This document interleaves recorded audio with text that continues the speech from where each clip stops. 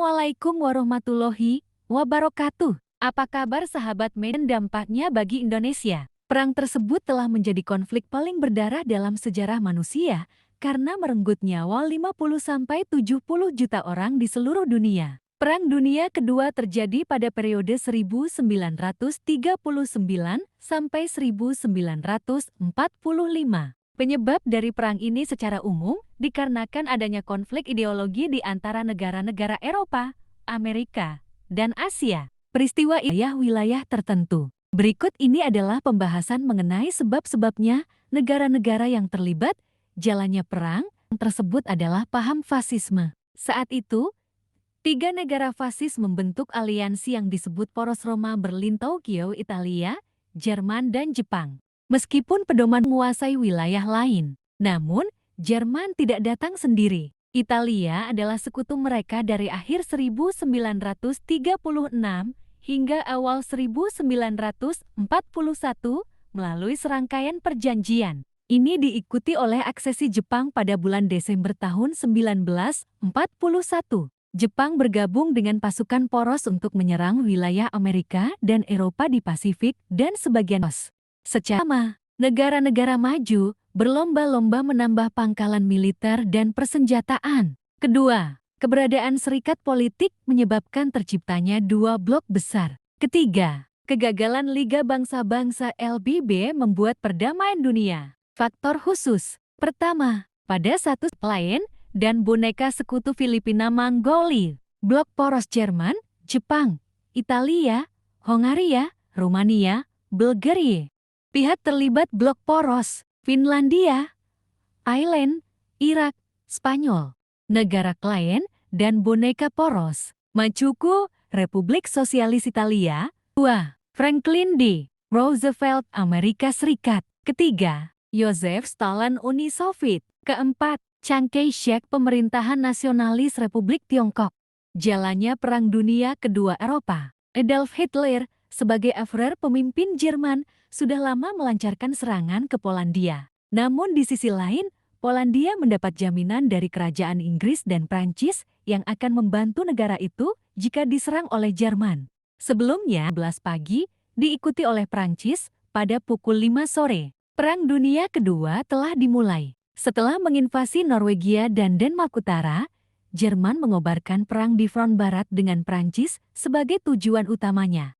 Jerman memulai invasinya ke Belanda pada 10 Mei tahun 1940, mengerahkan pasukan terjun payung di Modi, Dordrecht dan Rotterdam, dan mendaratkan pasukan di sekitar Den Haag. Pada hari yang sama, Jerman menerobos garis pil di selatan Sungai Meuse. Pada 11 Mei tahun 1940, Belanda didorong ke barat melalui Tilburg ke Breda. Pada sore hari tanggal 12 Mei tahun 1940, Jerman muncul di pinggiran kota Rotterdam. Hal ini mendorong Ratu Belanda Wilhelmine dan pemerintah untuk melarikan diri ke kerajaan Inggris pada 13 Mei tahun 1940. Panglima Angkatan Darat Belanda, Jenderal Henry Winkelmann, menyerah kepada Jerman pada 14 Mei tahun 1940. Belanda dihancurkan oleh Jerman hanya dalam 3 hari. Jerman hanya menyebut invasi ini Spaziergang, mudah berjalan karena mereka menghancurkan Belanda dalam perjalanan mereka. Menghancurkan Belanda dalam perjalanan mereka untuk menyerang Prancis.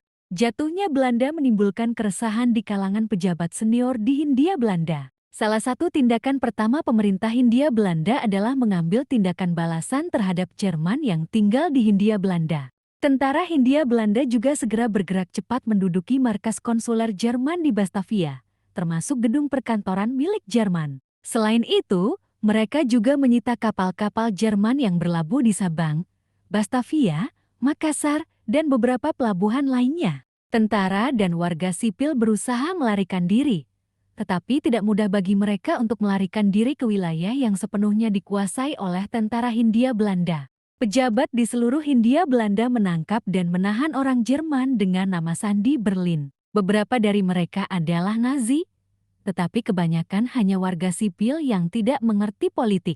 Mereka menahan semua warga negara Jerman, laki-laki, perempuan dan anak-anak di Hindia Belanda. Total mereka adalah 2.436 orang. Mereka adalah penanam, insinyur, dokter, ilmuwan, diplomat, pedagang, pelaut, pendeta, dan seniman. Salah satunya adalah pelukis terkenal Walter Spice yang tinggal di Bali. Mereka dibawa ke Sumatera dengan status magang, laki-laki dipisahkan dari perempuan dan anak-anak. Ketika pasukan Jepang mendarat di Kalimantan, mereka kemudian dievakuasi ke Indi yang saat itu berada di bawah pendudukan Inggris. Pada tanggal 17 Januari tahun 1942, dua kapal yang membawa peserta pelatihan Jerman meninggalkan Sibolga. Disusul kapal uap Van Imhoff 3.000 ton milik Koninklijke Paketvaart Maatschappij KPM pada 19 Januari tahun 1942 dengan 48 awak di bawah komando Kapten Bongvani dan membawa 477 orang magang Jerman. Merah. Keesokan harinya, kapal diserang di laut oleh pesawat pengintai Jepang milik Kaigun yang menjatuhkan 3 bom. 2 bom pertama jatuh ke laut, sedangkan bom ketiga jatuh langsung ke kapal. Perwira pertama memberitahu para tahanan Jerman bahwa kapal itu tidak dalam bahaya. Namun, Jerman menemukan bahwa awak kapal menurunkan 5 sekoci, masing-masing seberat 5 ton, dan setiap perahu dapat membawa 80 orang. Ada juga beberapa perahu kecil yang bisa mengangkut 60 orang. Ketika kapal mulai tenggelam, tentara Jerman menyerbu ke dalam penjara di atas kapal dan hanya tersisa 2 perahu.